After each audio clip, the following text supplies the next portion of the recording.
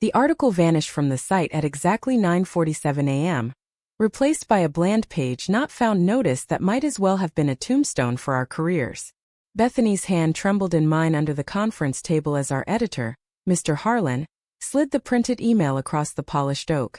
His face a mask of professional regret that didn't reach his eyes. Effective immediately, the piece on corporate tax evasion is retracted, he said, voice flat. And both of you are suspended pending investigation into conduct unbecoming. I stared at the paper, the words blurring. Remi Thompson, lead investigative reporter, and Bethany Hale, senior correspondent. Names that had topped bylines for 3 years. Now reduced to a single line about personal relationship compromising journalistic integrity. The photo someone had snapped outside the cafe last weekend was already circulating on every gossip site. Us kissing under the awning, my hand in her hair, her laugh caught mid-breath. We had decided to stop hiding. One lunch date, one Instagram story, and the entire newsroom knew. Bethany pulled her hand away, folding it in her lap like she could hide the evidence. We followed every ethics guideline, she said quietly, but her voice cracked on the last word. Harlan didn't blink. The board sees it differently. Public perception is everything, ladies. You know that. He stood, signaling the meeting was over. Outside the glass walls, heads turned. Sarah from politics already had her phone out, whispering. We walked to the elevator in silence, the weight of 50 staring eyes pressing down like a physical force. In the parking garage, Bethany finally spoke. My parents called this morning. They saw the photo. Dad hung up on me. Her eyes filled, but she refused to let the tears fall. I wanted to pull her into my arms right there between the concrete pillars, but security cameras watched everything now. We'll fix this, I promised, though I had no idea how. The drive to my apartment was 20 minutes of stop-and-go traffic and unspoken panic. By the time we closed the door, the first death threats had already hit my inbox. That night we sat on the couch with laptops open, watching the story explode. Lesbian reporters compromise Apex media integrity, trended on every platform. Comments poured in, some supportive, most vicious. Bethany's mother texted. How could you embarrass us like this? I watched my girlfriend shrink into herself, the strong woman who had once grilled senators on live TV now curling smaller with every notification. I reached for her hand again. We go public together or we lose everything separately. That's the choice, Beth. She nodded, but her grip was iron-tight, as if letting go would mean letting the world win. By morning, the network had issued a statement distancing itself.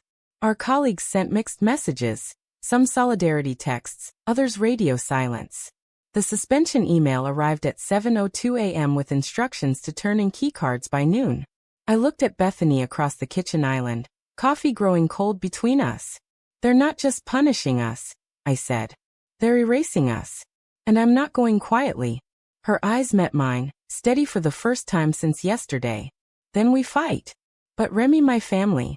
If this gets worse, they'll never speak to me again. The words hung between us like a blade. Protect ourselves or protect each other. Every decision from here forward would carry that impossible weight. The doorman buzzed. Reporters had camped outside. We pulled the blinds and sat in the dim light.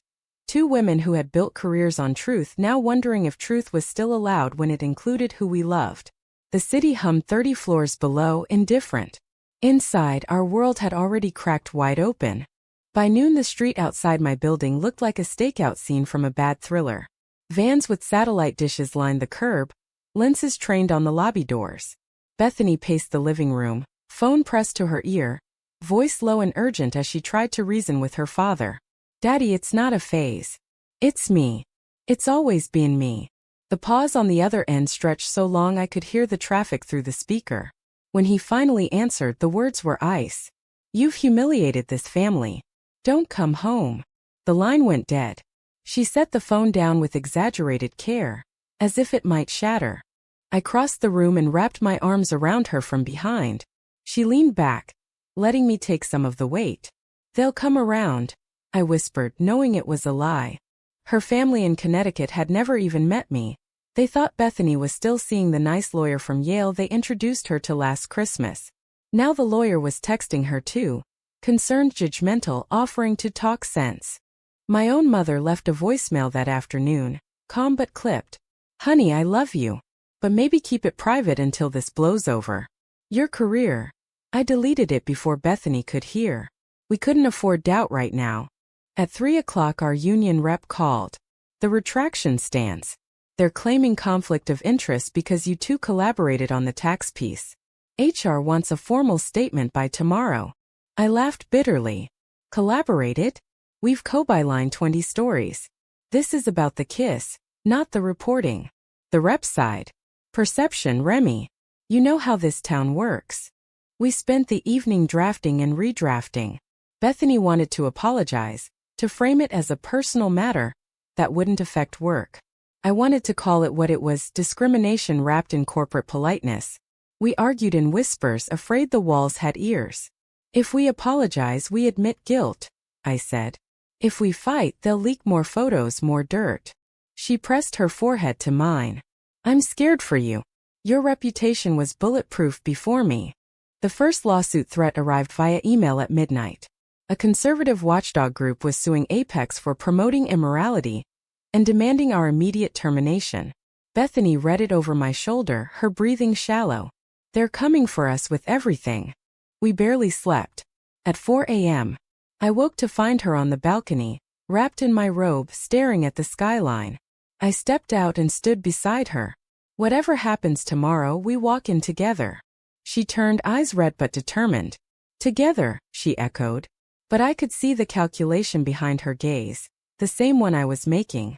How much of our lives were we willing to burn to keep this love intact? Morning brought more cameras and a new hashtag. Fire the lesbians. We dressed in our sharpest suits, armor against the storm. In the elevator down, Bethany squeezed my hand so hard my knuckles ached. I love you, she said simply. It was the first time the words felt like a battle cry. The newsroom was a minefield. Colleagues who once clapped for our exposés now avoided eye contact. Sarah from politics actually crossed the aisle to avoid us. Harlan waited in his office, flanked by 2 HR suits. We're offering a quiet resignation package, he began. Bethany's chin lifted. We're not resigning. The HR woman slid contracts across the desk. Then expect a formal investigation. And remember, everything you say can be used. We left without signing. In the hallway, a junior producer whispered, There's talk of an internal recording from yesterday's editorial meeting. Someone caught Harlan saying things he shouldn't have. My pulse spiked.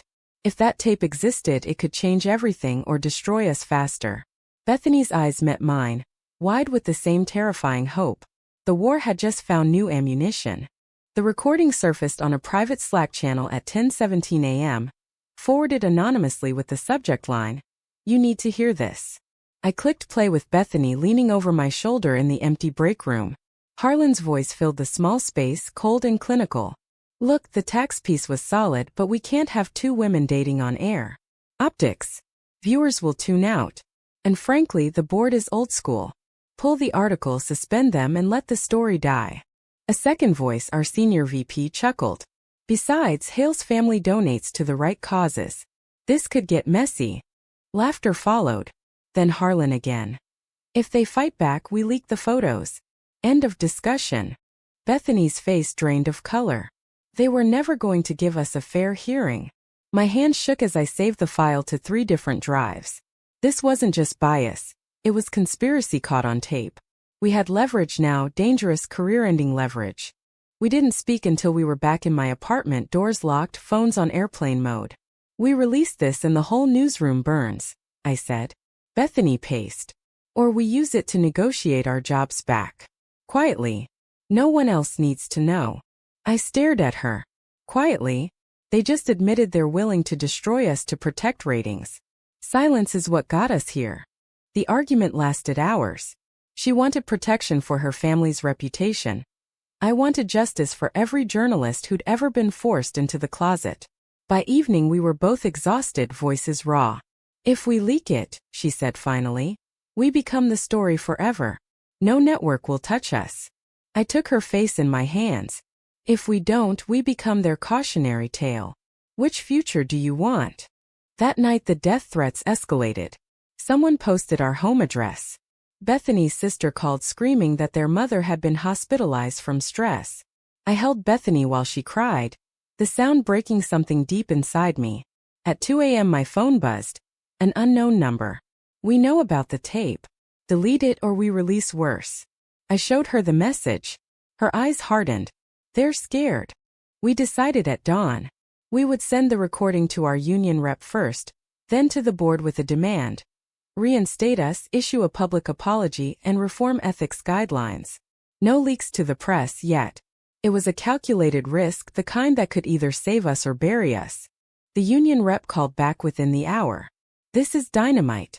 But if you go public, expect lawsuits, countersuits, and your name's dragged through every tabloid for years." Bethany looked at me across the kitchen table, the same question in her eyes I'd been asking myself since the first article vanished. Were we protecting each other or sacrificing each other? The board's response arrived by courier at 4 p.m. A thick envelope and a single line. "Cease and desist. Further dissemination of the recording will result in immediate legal action." We read it standing in the hallway, the doorman watching nervously. Bethany's laugh was hollow. "They're bluffing." I wasn't sure. That evening we met our union rep in a coffee shop 3 blocks away, disguising ourselves in hoodies and sunglasses like amateur spies. "The tape is ironclad," she said. "But they're preparing a defamation suit claiming you fabricated it. And your families are being contacted." Bethany's hand found mine under the table. "My sister just texted. They're offering her money to speak against us on camera." We walked home through back alleys, the city lights blurring. "I can't ask you to lose your family for me," I whispered. Bethany stopped under a street lamp, rain starting to fall. "You're not asking. I'm choosing." She kissed me then, soft and fierce, the kind of kiss that said everything words couldn't. Passers-by stared, we didn't care. For one moment the scandal, the tape, the lawsuits, all of it faded. The next morning the first lawsuit landed. Apex Media vs. Thompson and Hale for breach of conduct and unauthorized recording. The amount $10 million. Bethany read the filing aloud, voice steady despite the tremor in her hands. "They want to bankrupt us." I pulled up my bank app, savings enough for maybe 6 months of legal fees. "We fight pro bono if we have to," I said. But inside I was calculating the cost. Her mother's health, my reputation, our future together. Colleagues started reaching out privately. Some offered statements. Others warned us to drop it. Sarah from politics showed up at my door with takeout and a flash drive. "More recordings," she whispered. "The whole editorial meeting. They're worse than you think." We listened together. Homophobic slurs, jokes about the lesbian angle ruining credibility. Bethany's face went white. "This isn't just about us anymore." We spent the night compiling everything into an encrypted file. The decision loomed. Leak to the press and ignite the nuclear option, or keep negotiating and risk losing everything slowly. Bethany curled against me on the couch, head on my chest. "I'm tired of being afraid," she said. "Let's do it." Her courage terrified me because I knew the price. I kissed her forehead and whispered, "Tomorrow we change the game." We hit send at 8 a.m. sharp. The full recording went to every major outlet, our union, and the FCC with a joint statement. "We will not be silenced." Within 30 minutes our phones exploded. CNN wanted interviews. The New York Times ran the story online before noon. Hashtags shifted overnight, from Fire the Lesbians to Newsroom bias and Protect Remi and Bethany. But victory felt hollow. Apex countersued within hours, freezing our assets. Bethany's family cut her off completely. Her mother's hospital bill arrived addressed to me. I wired what I could. My own mother stopped answering calls. The death threats evolved into doxing, our old addresses, childhood photos, everything.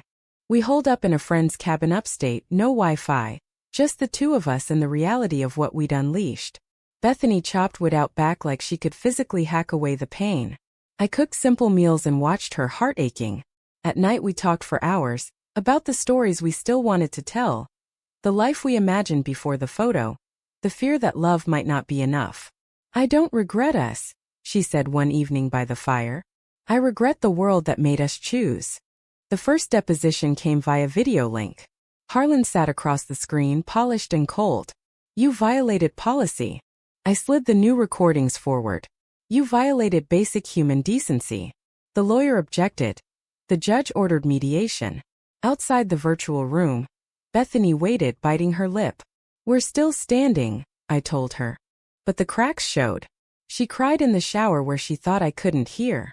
I stared at the ceiling at 3 a.m. wondering if I had pushed her into a war she never wanted. One morning she found me on the porch and sat beside me. I choose you, Remi. Every single time. Even if it costs everything. Her words settled something deep inside me. We weren't just fighting the network anymore, we were fighting for the right to exist openly. Mediation dragged for weeks. Apex offered settlements laced with non-disclosure clauses that would erase our story.